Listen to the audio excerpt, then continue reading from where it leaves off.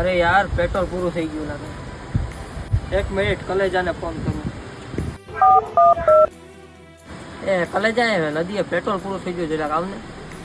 મને ઘરેથી નહીં નીકળવા દે, સોરી ભાઈ. વાંધો નહીં આને. જીગરદાનને ફોન કરવા દે. એ માર ભાઈ પેટ્રોલ પૂરું થઈ ગયું નથી આવની જરાક. અરે ભાઈ હું તો કામ પર છું, મારાથી નહીં અવાય.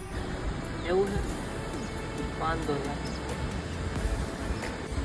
હવે મોટા ભાઈને ફોન કરવા દે.